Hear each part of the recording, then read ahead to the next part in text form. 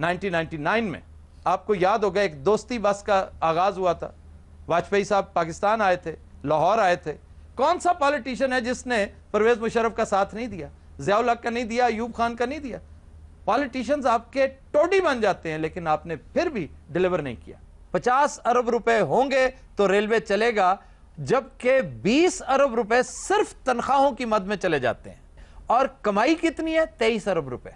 आजकल तिजारत के हवाले से पाक भारत मुज़ाकरात चल रहे हैं, तो आपको लगता है कि पाकिस्तान और भारत के दरमियान ऐसे मुज़ाकरात होने चाहिए? पाकिस्तान और भारत के दरमियान बहुत पहले से ये मुज़ाकरात शुरू हो जाने चाहिए। मेरी एक छोटी सी गुजारिश है कि पिछले 64 साल की इस बेलिजरेंस ने, इस खींचातानी ने हमें क्या दिया है? दोनों तरफ मां सिवाय गुर्बत के, इफलास के, नादारी के क्या हासिल उसूल हुआ इससे?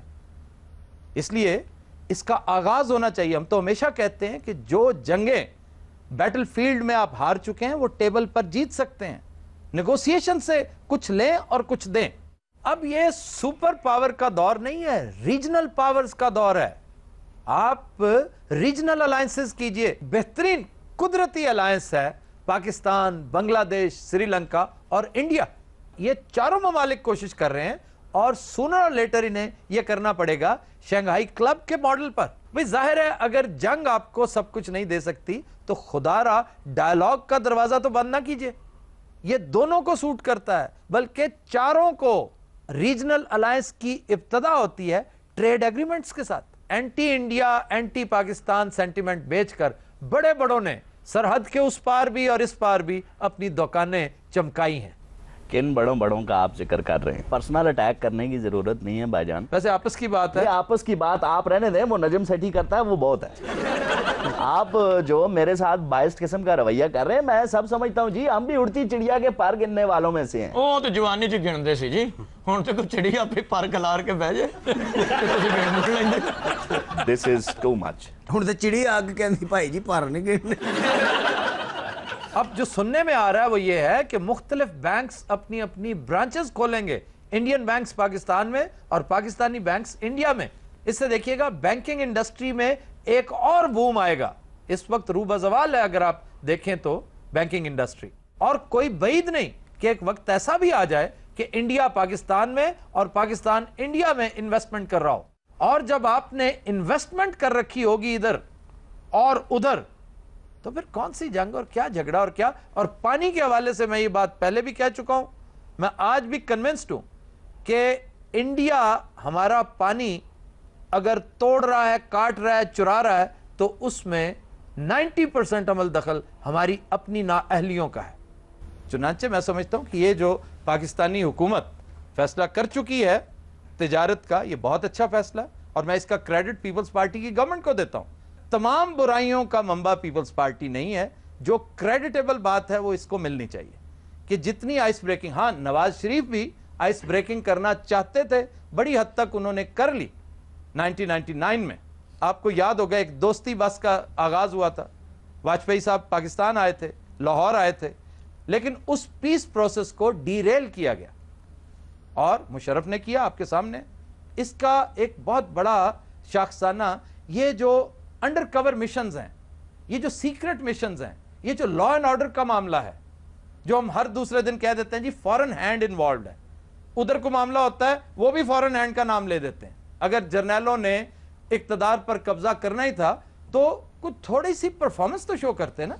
कोई हमें कोरियन मॉडल नजर आ जाता, साउथ कोरिया में भी यही कुछ हुआ था, लेकिन उन्होंने डिलीवर किया पॉलिटिशियंस के साथ मिलकर।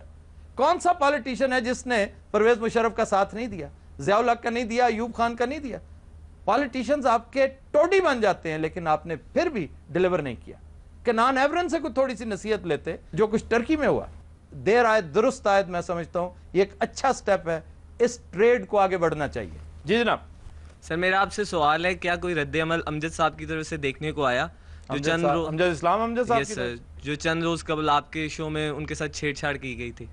असल में अमजद इस्लाम अमजद साहब हमारे बुजुर्ग हैं, सबको पता है। ये जो लिखारी होते हैं ना, ये एक दूसरे के साथ कभी कभार छेड़छाड़ कर देते हैं।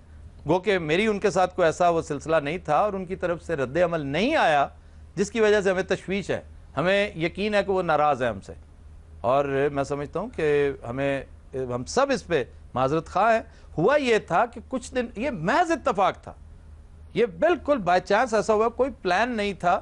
ان کا تذکرہ ہوا اور اس حوالے سے کہ یہاں پر ڈمی کے طور پہ ہم نے عطا قاسمی صاحب کو دعوت دے رکھی تھی. ایک سوال آیا پبلک کی طرف سے کہ ضیاء الحق کو گندے لطیفے سنائے جاتے تھے اور آپ لوگ جایا کرتے تھے. وہ عطا صاحب بھی اس سے انکار کرتے ہیں, ظاہر ہے یہ بھی کرتے ہوں گے, لیکن ایک مت ہے, ایک بات مشہور تھی.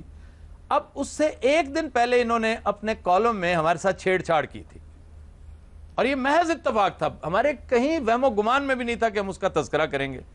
ہم نے چونکہ اس کا تذکرہ کر دیا, ان نوجوانوں نے تھوڑی سی لبرٹی لے لی.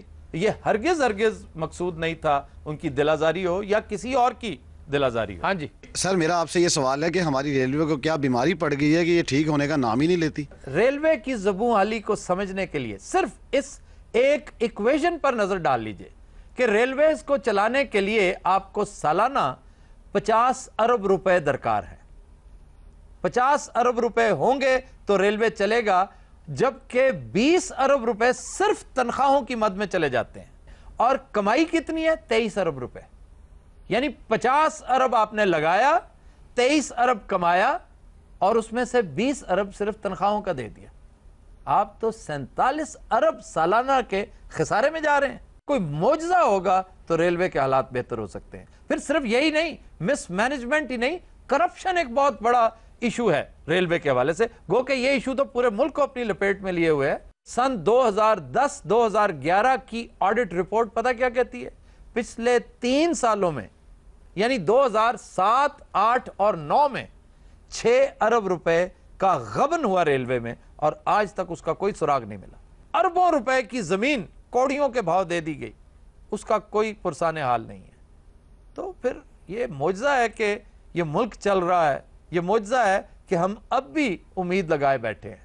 ایک اور چھوٹی سی مثال دیکھ لیں کہ آپ کے ہاں ٹرین کی رفتار کیا ہے. ایک اوسط رفتار ایکسپریس ٹرین کی 55 سے 60-65 کلومیٹر ہے فی گھنٹہ, جبکہ چائنا میں دیکھیے وہی ٹرین 300 کلومیٹر فی گھنٹہ سفر کرتی ہے.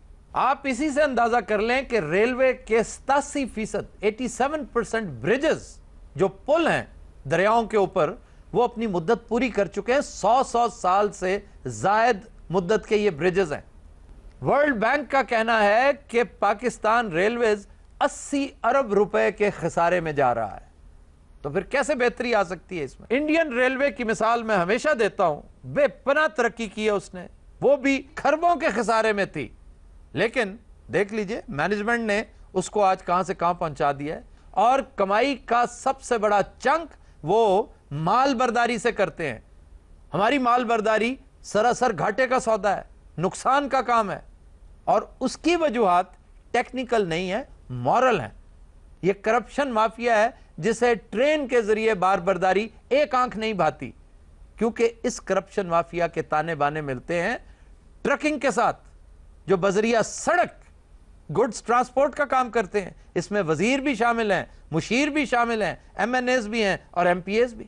پھر کس منہ سے کہتے ہیں آپ کہ جی ریلوے بڑی بدحال ہوتی جا رہی ہے؟ ریلوے کو بدحال کیا جا رہا ہے میرے بھائی, ہو نہیں رہی.